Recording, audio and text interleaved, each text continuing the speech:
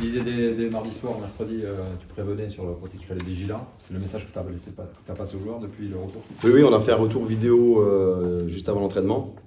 Et c'est tout de suite là-dessus que j'ai accentué, en mettant aussi des stats en avant. Quand on voit leur taux de réussite qui est à 27%, je crois, ou 29% à 3 points, Cumming, il a eu des shoots 1 sur 7, Konaté 1 sur 7. C'est forcément des joueurs qui peuvent mettre les tirs. Donc il y a ça, plus le fait qu'ils n'ont pas un grand pourcentage non plus à l'intérieur, 53% je crois. Donc tout ça, c'est des éléments qu'il faut prendre en compte. Et malgré tout, ils ont quand même 27 passes décisives. 27 passes décisives. Donc c'est une équipe qui bouge bien la balle et qui sait prendre avantage sur les différents types de défense. Donc je sais que ça ne va pas être simple déjà par rapport à ça. Et puis il faut s'attendre surtout à ce qu'ils soient en mesure d'élever leur niveau d'intensité défensif, comme ils ont été capables de le faire. Et nous, on n'a perdu que 10 ballons là. Eux, on perd que 7. Et si c'est le cas, il va falloir être capable de faire face à ça. Donc moi, je m'attends à ça. Tu as l'expérience du playoff. Qu'est-ce qu'il faut gérer entre deux matchs? C'est le côté tactique plus ou le côté psychologique quand on a gagné? Un peu les deux, le psychologique par rapport à la donnée qu'on vient de donner avant, où l'équipe en face va venir avec un sentiment de révolte, de ne pas lâcher, parce qu'elle se retrouve dos au mur, elle sait que si elle perd, c'est fini. Donc c'est là que des fois les équipes, quand elles sont dos au mur, qu'elles donnent le meilleur d'elles-mêmes. Et nous, le sentiment opposé, où on sait qu'on peut valider si on prend, mais du coup, ça ne va pas se faire tout seul non plus. Et c'est un petit peu difficile à appréhender tout ça, mais bon, on ne peut pas faire plus que juste en parler. Et puis, après, le reste, c'est les ajustements. Les ajustements par l'intermédiaire de la vidéo, en essayant vraiment de voir ce qui s'est passé sur le match d'avant et quelle est l'intention de jeu de l'équipe adverse, l'identité, et voir ce qu'on doit vraiment contrôler mieux. Et donc, du coup, des petits ajustements par rapport à des choses qu'on n'a pas bien faites sur le premier match. En 2017, il y a eu le même scénario. Tu vas gagner à Strasbourg et après tu perds 2 fois ici.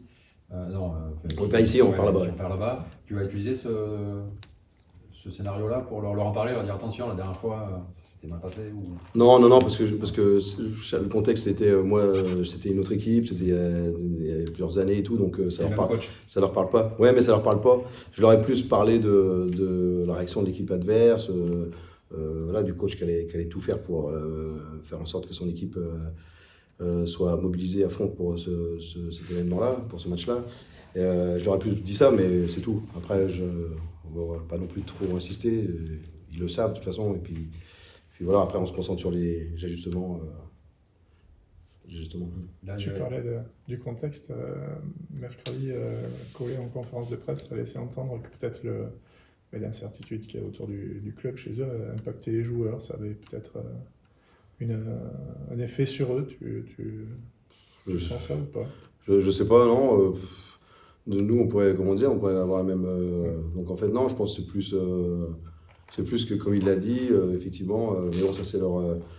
Ils ont quand même eu des joueurs absents et ils sont plus dans la même dynamique qu'ils étaient en plein milieu de saison et tout. Mais je crois que même dans ces situations-là, ils sont capables de montrer un autre visage que là mercredi et nous poser énormément de problèmes. Donc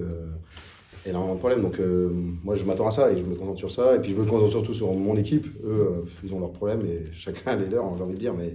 Mais on se concentre sur nous. Nous, on doit faire preuve d'énormément de détermination et d'être encore meilleur que ce qu'on a été là mercredi. Parce qu'il y a eu des bonnes choses, il y a eu un bon engagement, mais tout n'est pas parfait. On a aussi donné des shoots, on a donné des lay-ups au début. Donc il faut qu'on soit meilleur pour arriver à prendre le dessus, d'autant plus si eux sont meilleurs que ce qu'ils ont été mercredi. Offensivement, à chaque fois, sur les 3 matchs, Hornsby pose de gros soucis en attaque. Oui,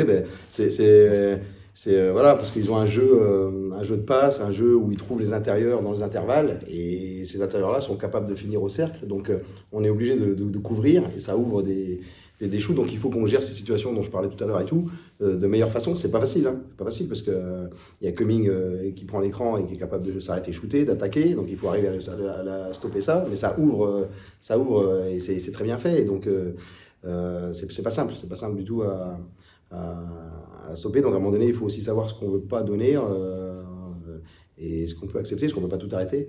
Mais puis c'est un peu aussi le déroulement du match qui fait qu'on s'ajuste en cours de partie. Mais Mais oui, c'est sûr que lui, c'est un joueur qu'il faut absolument priver de shoot à 3 points, de ballon, le plus possible. Est-ce que ça demande une préparation particulière, un match retour avec tant d'enjeux comme ça? Oui, mais on n'a pas beaucoup de temps, en fait. Et puis aujourd'hui, les joueurs, ils sont plus dans le fait de donner des efforts à l'entraînement. Il y a quand même, physiquement, ils sont en mesure de faire des efforts pendant le match, mais il n'y a pas une volonté de se livrer. Donc c'est plus la vidéo, plus voilà, des ajustements sur le terrain, à parler entre nous, à évoquer les situations qu'on a rencontrées. C'est plus ça aujourd'hui qui nous anime entre les matchs que vraiment mettre des entraînements avec de l'intensité. Et ils vont retrouver Banja, si, qui va rejouer, il disait Collet. Ouais. Ça peut leur apporter quoi? Au match retour ici du championnat, effectivement, il a joué que 10 minutes. Ils ont joué qu'à 7 là. Lui, Banja a joué que 10 minutes et il y en a un autre, je ne sais plus lequel, qui n'a pas joué beaucoup. Alors après, il y a l'interrogation aussi de Gina, je suis en train de penser à ça. Est-ce que ce joueur-là va jouer ou pas? Parce que s'il joue, ça leur apporte vraiment un poste 4 expérimenté avec du shoot et d'une connaissance de jeu en plus. Alors est-ce qu'il va jouer ou pas? Mais pour revenir à Banjassi, ici, au match retour, il nous avait mis des tirs à 3 points. Pas simple. Et puis lui, il a vraiment une capacité athlétique pour couper au cercle, pour aller au dunk et tout. Donc et puis en défense, ça a d'envergure. Donc oui, c'est sûr que ça leur donnerait un atout supplémentaire. Mais je sais qu'il avait eu un petit problème à la cheville, mais bon, je pense qu'il va être opérationnel sur ce match-là. Là, on a vu Vitalis qui s'est pas trop entraîné, enfin, je suis arrivé tard, et par contre Archie était sur le terrain. Ouais, alors, on va faire un petit point. Ouais, alors bon, Vitalis, là, on fait tout pour qu'il soit opérationnel pour le match. Et donc. En cheville. Voilà, c'est la cheville, il suit les traitements. Par contre, Archie, lui, il travaille avec le staff médical et préparateur physique Guillaume depuis bien longtemps. Et il est vraiment monté en puissance et là, il est à même de rejouer. Donc il va reprendre sa place. Il va revenir dans le groupe. Mais voilà, on ne va pas bouleverser là l'équilibre qu'on a en ce moment. C'est au cas où il y a besoin.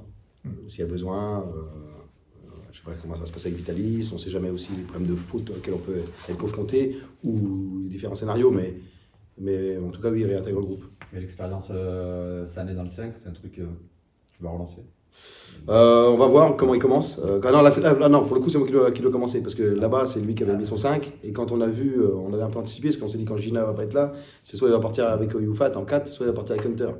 À partir du moment où il est parti avec Hunter, on avait un petit peu peur de mettre Jérémy pour se faire impacter un petit peu sur le post-up, même si c'est pas trop un joueur qui va. Mais on a décidé de mettre Ada. Mais là, je sais pas, on va réfléchir, comme c'est nous qui lançons, on va réfléchir à savoir si on commence avec Jérémy, Ada ou un autre, peut-être Archie, ou on ne sait pas, on va voir.